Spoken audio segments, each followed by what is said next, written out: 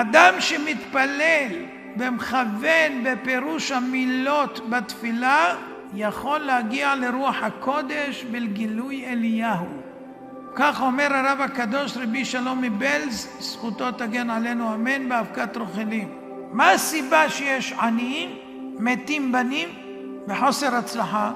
אדם לא קובע מקום לתפילתו. אם לאדם אין מקום קבוע, פעם הוא בבית, פעם בית כנסת הזה, פעם בשטיבל הזה, פעם פה, פעם שם, זה סיבה לדברים האיומים האלה.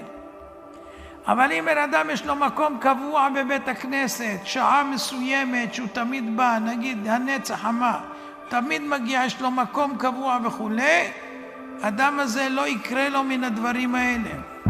כך כותב הרב קנייבסקי, מנוחתו עדן, מספרו אורחות יושר.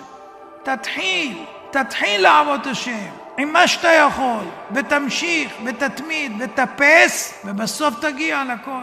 עוד שיעור תורה, עוד דף גמרא, עוד פרוטות לצדקה, עוד ועוד ועוד ועוד ועוד.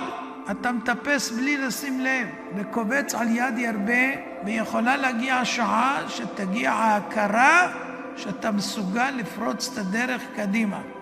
אם יהיה לכם חן אצל הקדוש ברוך הוא, תקבלו ישועות למכביר.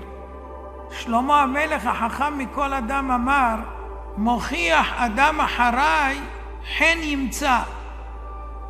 אתה רוצה למצוא חן אצל הקדוש ברוך הוא? אם תשכנע אנשים ללכת אחרי הקדוש ברוך הוא, לשמוע בקולו, תעורר אותם לשוב בתשובה, אתה מוצא חן בעיני השם, ואתה תזכה להרבה ישועות.